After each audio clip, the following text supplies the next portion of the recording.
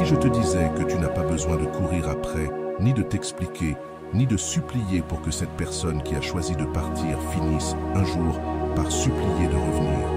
Il existe une vérité inconfortable que peu de gens osent accepter. Bien souvent, ce n'est pas l'adieu qui marque la fin, mais ce que tu fais après cet adieu. Dans cette vidéo, tu vas découvrir l'art silencieux, presque invisible, de transformer ton absence en un écho impossible à ignorer. Il ne s'agit pas de manipulation, mais de transformation. Te transformer à un tel point que celui qui est parti se retrouve obligé de regarder en arrière. Non pas parce que tu l'appelles, mais parce qu'il ne peut plus supporter le vide que tu as laissé. Avant de commencer, prends un instant et écris en commentaire. Mon changement commence maintenant avec le stoïcisme. Fais-le comme un engagement envers toi-même. Un premier pas vers la meilleure version de toi. Numéro 1. Respecte ta dignité. Arrête de te justifier et de mendier de l'attention. Lorsque tu choisis le silence plutôt que l'explication, tu poses un acte que peu de gens osent accomplir. Tu récupères ta dignité. Car supplier, insister pour être compris ou implorer une seconde chance ne montre pas de l'amour, mais un manque. Et le manque n'attire jamais ce qui a vraiment de la valeur. Ce qui a de la valeur ne se propose pas de force. Ça ne se montre pas à ceux qui n'ont pas su en prendre soin. Ça se retire avec élégance, avec calme, avec ce mystère qui dérange bien plus que 1000 reproches. Chaque fois que tu essaies de prouver ta valeur à quelqu'un qui ne l'a pas vue, tu la diminues. Ce qui est rare ne se mendie pas, ça se rencontre une fois et ça se retient pour toujours. Celui qui est parti sans comprendre ce qu'il perdait n'a pas besoin de tes mots pour le réaliser. Il a besoin de ton absence. Une absence ferme. Sans drame, sans sous-entendu, sans signaux. Une absence qui parle pour toi et qui dit clairement « Je ne suis plus disponible et je n'ai même pas besoin que tu comprennes pourquoi ». En gardant le silence, tu crées un espace plus lourd que toutes les conversations inachevées. Tu provoques une incertitude que rien ne peut apaiser. Le silence a cette manière étrange de s'installer dans l'esprit de l'autre. Il n'y a pas de réponse, pas de réaction, pas de fin. Et dans ce vide se forment 1000 questions. Pourquoi ne me cherche-t-il plus? Pourquoi ne s'explique-t-elle pas? Pourquoi ne revient-il pas? Ce flou est 100 fois plus puissant que n'importe quel discours. Parce que ce qu'on ne comprend pas intrigue. Et ce qui intrigue attire. Disparaître avec calme n'est pas une faiblesse. C'est une stratégie émotionnelle. C'est une déclaration subtile d'indépendance. Tu dis « Je n'ai pas besoin d'être là pour avoir de la valeur ». Car ta valeur ne dépend plus de sa validation. Elle repose en toi, en ta capacité à avancer sans ramper, dans ta décision de ne plus t'offrir à celui qui a déjà choisi de ne pas te choisir. Et cette décision change tout. Tu n'es plus celui ou celle qui attend. Tu es celui ou celle qui avance. Et en avançant, sans bruit, sans message d'adieu ni supplication déguisée, tu deviens rare. Tu deviens cette personne qu'on ne croise pas deux fois. Tout le monde est habitué à ceux qui mendient, à ceux qui insistent, à ceux qui espèrent. Mais toi, tu choisis un autre chemin, celui du respect de soi. Et ça, non seulement ça déstabilise, mais ça fascine. Car celui qui t'a sous-estimé commence à chercher des signes. Mais il n'en trouve plus. Il ne reste que ton ombre. Et cette ombre a plus de présence que tous les mots que tu aurais pu prononcer. Le plus fort dans tout ça, c'est que tu n'as même pas besoin d'en faire une stratégie pour qu'il ou elle revienne. Si tu le fais bien, tu n'en auras même plus envie, parce que ton attention ne sera plus tournée vers eux, mais vers toi. Te reconstruire sans attendre un regard. Te relever sans besoin d'applaudissements. Regarder devant sans scruter le passé en quête de compréhension. Car tu as compris.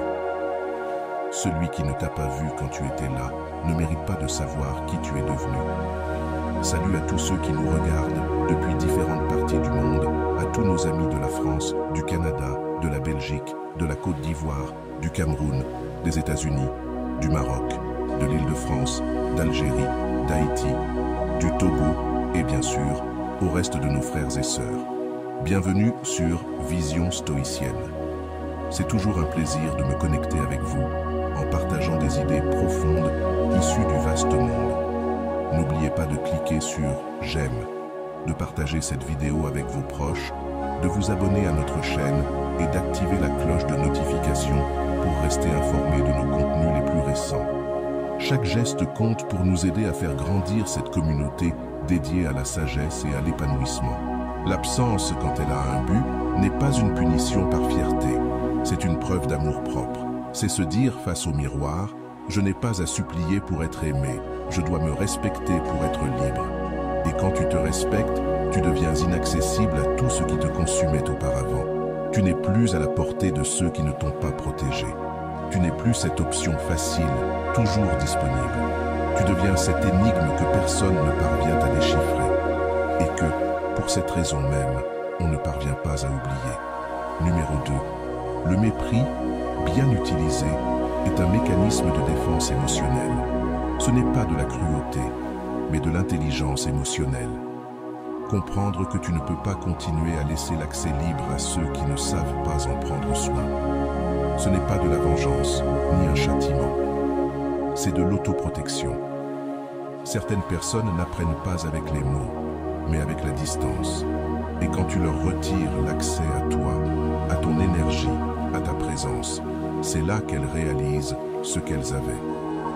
Pas pendant que tu expliques, supplies ou justifies, mais quand tu n'es plus là, quand tu ne réponds plus, quand tu ne participes plus. Ce silence, cette coupure nette, a plus de pouvoir que n'importe quelle plainte. Il désarme, il brise le schéma. Celui qui attendait ta réaction reste là, à attendre. Mais cette fois, elle ne viendra pas. Ce vide, cette absence inconfortable, commence alors à faire son chemin dans l'esprit de l'autre. L'esprit humain a peur de l'incertain. Il déteste perdre le contrôle. Et quand tu disparais sans explication, quand tu fermes la porte sans bruit, ce qui s'active, ce n'est pas la paix. C'est l'agitation. Un malaise silencieux qui s'installe peu à peu. La personne qui t'a sous-estimé, qui croyait que tu serais toujours là, se retrouve face à un miroir impossible à éviter. Le reflet de son indifférence, de ses choix, de son détachement. Mais cette fois, tu n'as plus besoin de rien dire. Le mépris silencieux parle pour toi. Et ce qu'il dit est simple. Tu n'es plus invité dans mon monde. Pas par colère, mais par respect de soi. Parce que celui qui ne t'a pas protégé ne mérite ni explication, ni nouvelle chance déguisée en compréhension. Lorsque tu décides de ne plus donner ton énergie, tu traces une ligne. Une ligne entre ce que tu étais et ce que tu es devenu. Avant, tu réagissais. Maintenant, tu observes. Avant, tu suppliais. Maintenant, tu choisis. Avant, tu cherchais des réponses. Maintenant, tu te les donnes toi-même, en partant. Et ça change tout. Le pouvoir change de camp. Il n'est plus entre leurs mains, il est dans les tiennes. C'est toi qui choisis qui entre, qui reste et qui ne mérite plus l'accès. Et cette décision ne se prend pas avec haine. Elle se prend avec sagesse. C'est là que l'autre commence à vivre une sensation inconnue. La perte sans adieu. Le choc de ne pas avoir eu le dernier mot. Et ce choc est profond. Parce qu'il n'y a rien de plus fort que de réaliser qu'on ne peut plus accéder à ce qu'on considérait comme acquis. Ce regret n'apparaît pas parce que tu l'exiges. Il vient parce que tu le provoques en disparaissant. Et quand le doute s'installe, quand la certitude de ta présence devient mystère, tout ce que tu donnais sans valeur devient précieux. Et la beauté de ce mépris, c'est qu'il n'a pas besoin d'être froid ou cruel. C'est juste une limite, un stop silencieux. Une façon de fermer les cycles avec dignité. Car au fond, celui qui part sans blesser, mais sans revenir non plus, laisse une trace bien plus marquante que celui qui reste à se plaindre. C'est la différence entre une réaction émotionnelle et une décision consciente. Ton pouvoir ne réside pas dans le fait de les faire revenir. Il réside dans le fait de ne plus en avoir besoin pour te sentir valable. lorsque tu comprends ta valeur, tu arrêtes de la mettre entre les mains des autres. Tu n'as plus besoin qu'on te comprenne. Tu n'as plus besoin qu'on te reconnaisse. Tu n'as besoin que d'agir en cohérence avec cette vérité. Et dans cette cohérence, le mépris devient un outil. Pas pour blesser, mais pour protéger. Pas pour punir, mais pour enseigner. Numéro 3. Le pouvoir du mépris silencieux. Quand tu choisis le silence, tu ne fuis pas. Tu reprends le contrôle. Parce que répondre à celui qui t'a ignoré, c'est continuer à jouer un jeu inégal, dans lequel tu perds toujours quelque chose. Ta dignité, ta paix ou ton énergie. Mais quand tu choisis de ne pas réagir, tu fermes la porte de l'intérieur. Non pas avec rancune, mais avec clarté. Tu n'as plus besoin que cette personne comprenne ce qu'elle a fait. Tu n'as plus besoin de ses excuses. Tu ne cherches ni pardon, ni explication. Tu ne veux qu'une seule chose, ta liberté émotionnelle, intacte. Le mépris silencieux est une réponse puissante, sans crier. C'est ne plus offrir là où on n'a rien su recevoir. Tu n'as pas besoin de discours, ni de preuves, ni de messages de fin. Il te suffit d'être absent, distant, calme. Parce que ce silence que certains prennent pour une faiblesse est en réalité la preuve la plus forte que tu n'es plus disponible. Plus pour les jeux, plus pour la manipulation, plus pour les miettes émotionnelles. Et quand tu ne joues plus, le jeu perd tout son sens pour celui qui pensait t'avoir à disposition. C'est profondément inconfortable pour celui ou celle qui, un jour, a joué avec tes émotions. Parce que dans son esprit, tu avais toujours une réponse, une explication, une supplication. Mais aujourd'hui, il n'y a plus rien. Et ce vide, ce creux que tu remplissais autrefois avec tes paroles, ton attention ou ta douleur, commence à peser plus lourd que n'importe quelle dispute. Le cerveau humain déteste l'incertitude. Il redoute les espaces sans fermeture. Et c'est là que ton silence devient un miroir. Il ne dit rien, mais il reflète tout. Celui qui le regarde ne peut s'empêcher d'être confronté à ce qu'il a perdu. Tu ne demandes plus à être vu. Tu ne supplies plus pour obtenir de la validation. Ce que tu offres maintenant, c'est la paix de quelqu'un qui a choisi de ne plus se fatiguer. Et cette tranquillité, paradoxalement, fait bien plus mal que n'importe quelle insulte. Car celui qui s'attendait à de la colère ou à des larmes ne trouve que de l'indifférence. Et cette indifférence n'est pas feinte, c'est le fruit de la guérison. Tu as compris que ta valeur ne dépendait pas de celui qui la reconnaît, mais de celui qui la vit. Et aujourd'hui, c'est toi qui la vis, dans ton silence, dans ton calme, dans ta décision ferme de ne pas revenir là où tu n'as pas été bien accueilli. Ce qui se passe ensuite devient presque inévitable. Cette personne commence à sentir ton absence comme un fardeau. Elle n'a plus accès à ton énergie, à tes émotions, à ta présence. Ce qui, au début, semblait être du contrôle, devient une source d'inquiétude. Ce qui paraissait facile est désormais hors de portée. Alors commencent les tentatives de retour, les messages, les signaux indirects, les approches qui n'existaient pas avant. Non pas parce qu'on te valorise plus qu'avant, mais parce qu'on sent qu'on est en train de te perdre pour toujours. Et cela les confronte à leur propre médiocrité émotionnelle. Mais toi, tu n'as plus besoin de ces signes. En choisissant le silence, tu as aussi choisi de fermer les cycles. Tu n'attends plus de retour. Tu n'as pas besoin qu'on te comprenne. Tu ne veux plus raviver ce que tu as déjà dépassé. Car le vrai pouvoir n'est pas de faire revenir quelqu'un, c'est de ne plus désirer son retour, de constater que le temps révèle des vérités que les mots ne pouvaient expliquer. Et te voilà, serein, libre, sans rancune ni chaîne, fort d'avoir décidé de ne plus réagir. Le mépris silencieux ne cherche pas à punir, il cherche à guérir. C'est une forme de protection, pas de vengeance. C'est la manière la plus mature de dire « je me suffis à moi-même ». Parce que tu sais que réexpliquer ce que tu ressentais serait comme parler à un mur qui a déjà choisi de ne pas t'écouter. Et au lieu de ça, tu préfères faire de ta vie un espace où n'entrent que ceux qui savent respecter, soigner et répondre avec authenticité.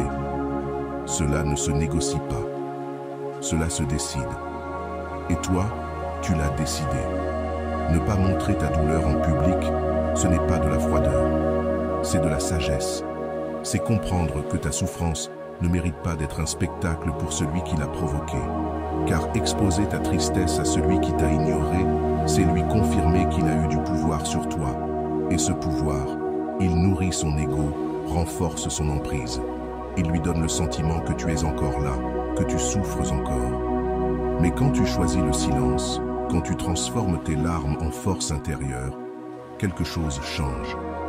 Pas à l'extérieur, mais en toi. Tu ne réagis plus, tu te transformes. Cette transformation silencieuse déstabilise, car celui qui t'a sous-estimé s'attendait à te voir brisé. Il attendait des publications tristes, des messages codés, des gestes qui trahissent ton attachement. Il voulait que ton langage corporel crie l'abandon, que ton regard montre la nostalgie, que ton attitude implore l'attention. Mais à la place, il voit une paix inattendue, une dignité intacte, un regard ferme qui ne cherche plus rien. Et là, il ressent un vide qu'il ne sait plus comment combler. Parce que ce qui lui donnait autrefois le sentiment de contrôler la situation a disparu. Tourner la page avec élégance ne veut pas dire nier la douleur.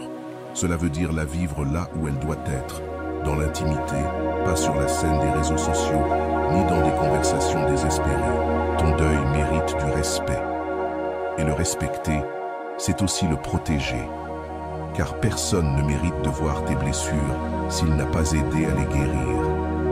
Personne qui t'a ignoré ne mérite de recevoir une confirmation qu'il t'a brisé. Qu'il le sache s'il veut, mais qu'il le sente, qu'il le devine, non pas parce que tu cries ta douleur, mais parce que ton absence hurle plus fort que n'importe quelle plainte. Quand tu choisis d'évoluer sans bruit, ton silence devient une déclaration. Tu n'as plus besoin d'explication, ni de drame, ni de vengeance. Tu as juste besoin d'avancer. Et avancer sans regarder en arrière, sans chercher à être compris, c'est la preuve ultime que tu ne dépends plus émotionnellement de personne. Cette indépendance émotionnelle est magnétique. Dans un monde où tout le monde se bat pour l'attention, toi, tu choisis de disparaître en paix. Et cela, même si cela ne se voit pas tout de suite, a un impact dévastateur dans l'esprit de celui qui pensait t'avoir toujours sous sa coupe. La douleur qui te brisait autrefois devient maintenant ton élan. Elle ne te définit plus. Elle n'est plus le centre de tes pensées. C'est ton carburant, ton énergie pour créer, pour changer, pour te relever plus fort. Il ne s'agit pas de nier ce que tu as ressenti. Il s'agit de ne pas laisser ces sentiments devenir ton identité. Parce que tu n'es pas ce que tu as perdu. Tu es ce que tu construis après avoir perdu. Tu es ce que tu choisis d'être, avec le silence comme bouclier et la dignité comme bannière. Et quand l'autre le remarque, tout change. Il n'y a plus d'émotions à manipuler, plus de tristesse à interpréter, plus de réactions à provoquer. Il n'y a plus qu'une présence solide, mais indisponible. Et cette présence, celle qui ne supplie plus, qui ne cherche plus à être comprise, devient un mystère impossible à ignorer. Alors commence le malaise, le doute, l'envie de savoir ce qu'il t'est arrivé. Mais toi, tu n'es plus là pour donner des réponses. Tu es trop occupé à vivre. Ce changement d'attitude ne te dérange pas, toi. Il dérange l'autre. Parce que voir quelqu'un qu'on croyait brisé marcher droit, sans chercher ton regard, c'est un choc de réalité. Voir que tu ne parles plus de lui, que tu n'as plus besoin de lui, que tu as transformé la douleur en force, le désarme. Il attendait des regrets, mais il trouve de l'évolution. Il attendait des signes de manque, mais il voit de la plénitude. Il attendait de la culpabilité, mais il découvre de la paix. Et c'est là que tout se renverse. Ce n'est plus toi qui poursuis. C'est toi qui avances, sans jamais te retourner. Parce que ton silence n'est plus un vide, c'est une décision. Ta froideur n'est pas du mépris, c'est de l'autoprotection. Ton calme n'est pas de l'indifférence, c'est de la sagesse.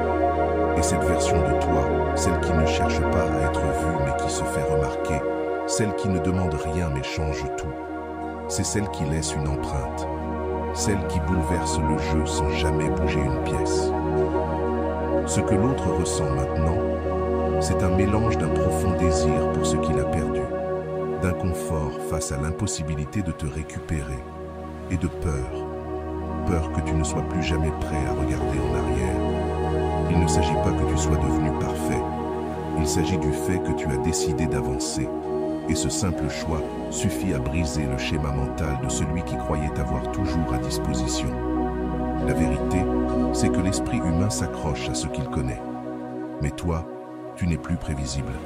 Tu n'es plus cette personne qui attendait des miettes émotionnelles. Aujourd'hui, tu marches dans une autre direction, plus serein, plus centré, plus toi. Et c'est ça ce qui frappe vraiment. Te voir fort dans le silence, stable, sans dépendance. Cela a bien plus d'impact que tous les discours, car tu n'essaies plus de prouver quoi que ce soit. Tu vis. Et ce vivre, authentique, libre, mature, devient un miroir permanent pour l'autre. Il se demande « Pourquoi je ne l'ai pas vu? Pourquoi je ne l'ai pas protégé? Pourquoi maintenant j'ai l'impression de l'avoir perdu à jamais ?»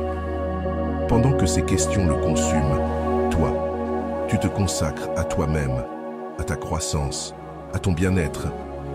Et le plus paradoxal dans tout ça, c'est que cet effet ne demande aucun contact. Il n'y a pas besoin de parler, de se revoir, de se dire quoi que ce soit. Car lorsque quelqu'un commence à comparer la version qu'il a quittée avec celle qu'il voit aujourd'hui, même de loin, ce qu'il ressent, c'est un vide. Mais pas un vide physique, un vide émotionnel.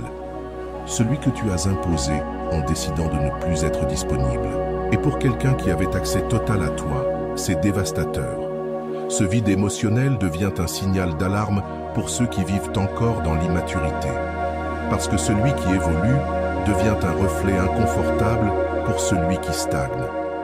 En devenant ce reflet, tu éveilles bien plus que la nostalgie. Tu éveilles la conscience, tu éveilles la culpabilité, tu réveilles ce « et si j'avais agi autrement ». Mais il est déjà trop tard, car toi, tu n'attends plus de réponse, tu vis les tiennes. Une transformation authentique crée toujours un choc émotionnel. Quand tu changes vraiment, tu n'as pas besoin de le dire. Ta présence le dit pour toi. Ta façon de marcher, de regarder, de parler, de garder le silence. Tu n'es plus cette personne qui suppliait pour un peu d'attention, ni celle qui cherchait à justifier sa valeur auprès de quelqu'un qui ne savait pas l'avoir. Aujourd'hui, tu avances avec calme, avec assurance, avec une sérénité désarmante. Et ce changement-là, cette transformation qui ne se limite pas à l'apparence, mais qui vient de l'intérieur, crée une gêne inévitable chez celui qui t'a pris pour acquis. Ce qui était simple à deviner devient un mystère. Ce qui était facile à ignorer devient inoubliable. La vraie transformation ne se voit pas, elle se ressent. C'est cette énergie que tu dégages quand tu ne réagis plus pareil, quand tu ne réponds plus aux provocations, quand tu n'as plus besoin de prouver quoi que ce soit. Ton langage corporel change, ta posture dit « Je suis en paix ».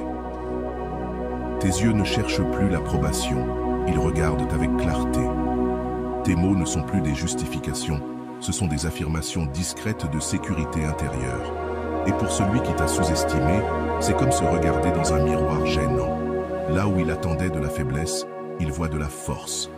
Là où il attendait de la dépendance, il voit de la liberté. Ce genre de changement crée un vrai choc émotionnel. Le cerveau de l'autre ne sait pas comment gérer ça. Il y a un décalage, une dissonance cognitive. Il ne peut plus te prédire, ni te manipuler, ni te garder à disposition. Il ne peut plus te décoder. Et cette confusion déclenche de l'anxiété. Le pire, c'est qu'il ne peut même plus participer au jeu. Toi, tu n'as plus besoin de vengeance ni de reconnaissance. Ton évolution parle plus fort que n'importe quelle explication. Ce qui fait mal, ce n'est pas seulement ton absence, c'est ton évolution.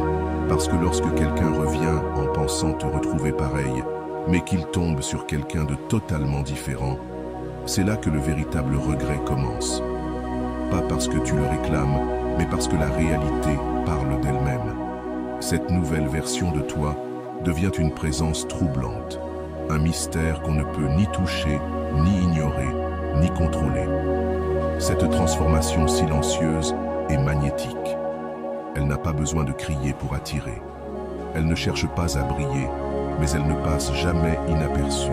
C'est le fruit d'une guérison profonde, d'un apprentissage de la solitude sans vide, d'un renoncement à l'envie d'être choisi. Et pour celui qui détenait tout le pouvoir, c'est déroutant, car il ne fait plus face au même terrain émotionnel. Tout a changé, et il le sent. Il le ressent dans l'inconfort de ne plus savoir comment t'approcher, dans l'insécurité de penser que tu es désormais au-dessus, dans le doute constant.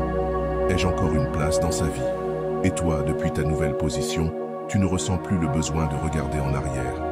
Car il ne s'agit pas de faire souffrir l'autre, il s'agit de te sentir bien, de comprendre que tu n'as plus à mendier de l'amour, là où on ne t'a offert que de la confusion. Ton évolution n'a pas à prouver quoi que ce soit. Elle est ton cadeau, ta reconstruction. Et depuis ce silence solide, tu rayonnes une force qui se fait sentir, même sans prononcer un seul mot. Parfois, le meilleur adieu n'est pas une conversation non terminée. C'est une transformation si profonde qu'elle rend tout retour impossible. Parce que l'autre, en te revoyant, ne saura plus comment te parler, quoi te dire, comment se positionner. Pourquoi? Parce que tu t'es détaché de cette version brisée qui cherchait à s'adapter à ce qui n'était pas fait pour toi. Tu es devenu quelqu'un de nouveau, quelqu'un de solide, quelqu'un qui inspire le respect sans l'imposer, quelqu'un qui n'a plus besoin d'être compris, parce que sa paix intérieure est suffisante. Sans couper complètement le lien, mais en y pensant juste ce qu'il faut, tu changes subtilement ton attitude. Et lorsque l'autre commence à remarquer ce changement, quelque chose s'active en lui. Tu n'es plus cette présence constante et prévisible. Tu deviens imprévisible. Et l'imprévisibilité, c'est de l'émotion, de l'adrénaline émotionnelle. C'est le carburant de l'attraction durable. Ce qui se répète sans variation devient une routine. Mais ce qui apparaît et disparaît avec intelligence devient un besoin. Et toi, en maîtrisant ta présence avec subtilité, tu deviens cela, un besoin que l'on ne peut pas facilement combler. Ce qu'il y a de plus puissant, c'est que toi aussi, tu changes. Tu ne dépends plus de son attention pour te sentir valable. Tu apprends à apprécier tes silences, à te reconnecter avec toi-même, à trouver du plaisir dans le fait de ne plus tout donner. Et depuis cet espace intérieur, tu projettes une énergie plus forte, plus stable, plus attirante. Car celui qui maîtrise sa présence maîtrise sa valeur. Et celui qui maîtrise sa valeur ne mendie plus jamais d'affection. Numéro 8, contrôler le langage corporel et l'attitude. Ton corps parle, même lorsque tu choisis de te taire. Chaque geste, chaque posture, chaque silence corporel émet un message plus fort que n'importe quel mot. Quand tu apprends à dominer ce langage non verbal, tu découvres que tu n'as plus besoin d'expliquer quoi que ce soit. Ta simple présence transmet exactement qui tu es et ce que tu as décidé de ne plus tolérer. Un dos droit, un regard ferme, une respiration calme et posée. Tout cela en dit plus que 1000 discours émotionnels. C'est cela, l'essence du pouvoir silencieux. Être en contrôle sans imposer, sans se justifier. Quand quelqu'un qui t'a ignoré te revoit et réalise que tu n'es plus le même, non pas parce que tu le dis, mais parce que tu le projettes, quelque chose se brise dans sa perception. Il ne voit plus la personne qu'il s'attendait à voir. Il s'attendait à de l'inconfort, un regard fuyant, du stress, peut-être même un peu d'anxiété. Mais à la place, il trouve de la paix. Une paix qui s'impose, qui ne cherche pas l'approbation, qui n'attend rien. Et cette énergie déstabilise. Car celui qui se contrôle lui-même désarme toujours celui qui cherchait à le contrôler. Ton langage corporel n'a pas besoin d'être agressif pour être puissant.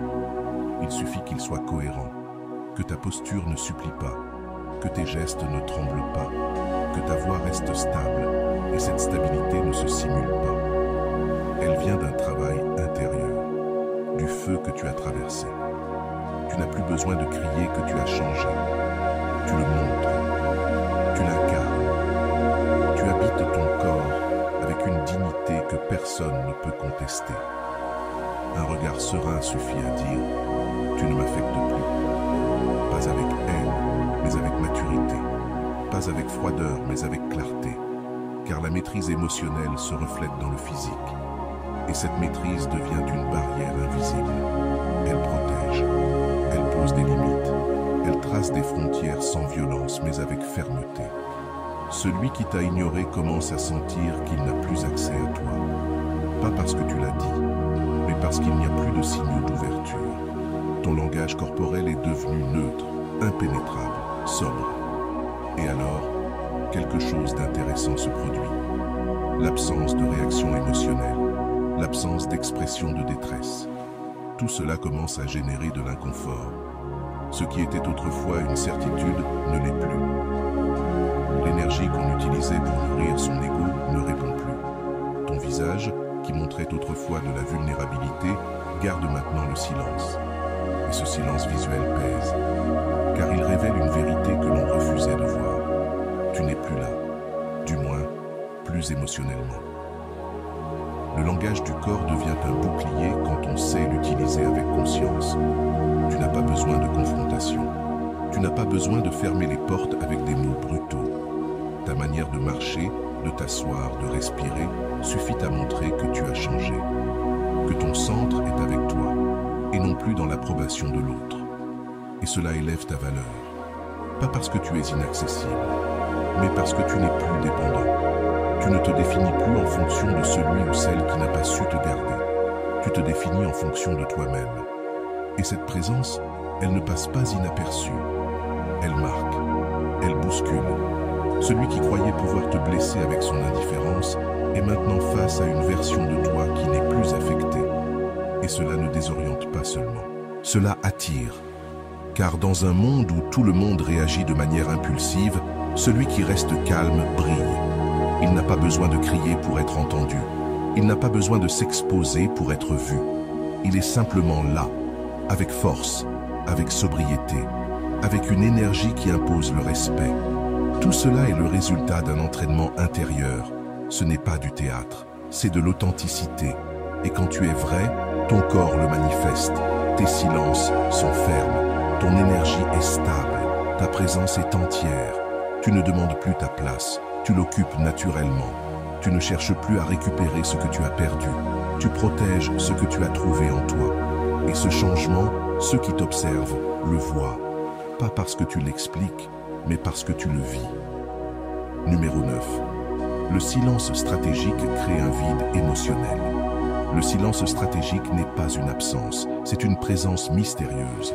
Ce n'est pas de l'indifférence, c'est une déclaration silencieuse qui résonne fort dans l'esprit de celui qui t'a pris pour acquis. Quand tu choisis de disparaître sans explication, sans drame, sans avertissement, tu crées un espace, invisible mais ressenti. Un vide mental que l'autre ne peut pas combler facilement. Et ce vide commence à peser. Parce qu'avant, il y avait de la certitude. Maintenant, il y a du doute. Et le doute, quand il n'est pas résolu, devient obsession. Celui qui t'a ignoré s'attendait à une réaction, une plainte, un adieu, une supplication. Mais quand il ne reçoit rien, quand tout ce qu'il entend, c'est l'écho de ton silence, il commence à se poser des questions. Que s'est-il passé? Pourquoi ne réagit-il plus? Est-ce qu'il s'en fiche? Est-ce qu'il a trouvé quelqu'un d'autre? Ces questions, d'abord petites, deviennent immenses, et vite, parce que l'esprit humain déteste le vide. Il veut des réponses, il veut des certitudes, et quand il ne les trouve pas, il s'agite, il se perd, il panique. C'est ça, le pouvoir du silence stratégique.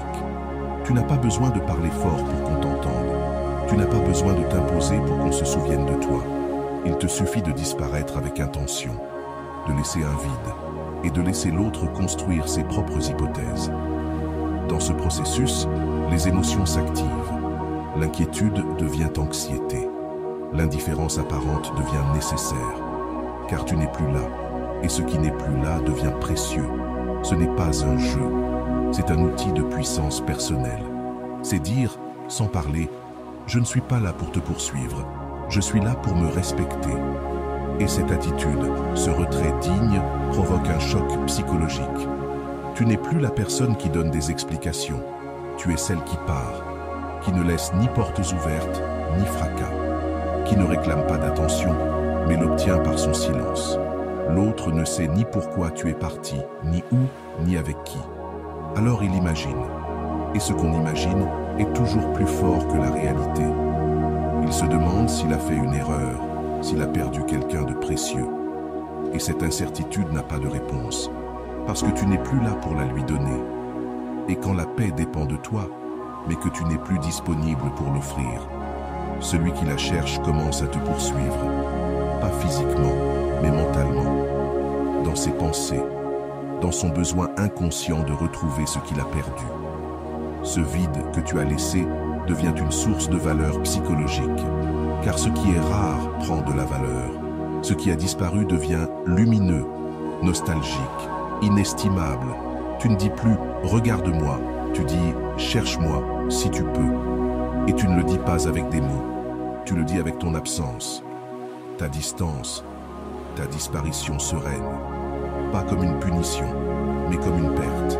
Et le plus frappant, c'est que tout cela se produit sans que tu ne bouges un doigt, sans écrire un message, sans appeler, sans demander. Parce que ta force ne réside plus dans ce que tu fais, mais dans ce que tu ne fais plus, dans ce que tu retires, dans ce que tu gardes pour toi. Et quand tu maintiens cette décision avec fermeté, toute la dynamique change. Tu n'es plus celui qui attend, tu es celle qui est partie et qui a laissé une empreinte. Lorsqu'une personne ressent ce vide, elle ne peut s'empêcher de revenir mentalement, encore et encore, à l'endroit où elle fut heureuse et d'où tu es ensuite parti. Parce que le silence n'est pas seulement inconfortable, il est aussi puissant. Il fait penser, il fait sentir, il fait se souvenir. Et celui qui se croyait sûr de t'avoir commence maintenant à se demander s'il peut encore te retrouver. Ce changement de perspective est brutal, car il ne s'agit plus de savoir si toi tu veux revenir, mais si l'autre sera capable de t'atteindre.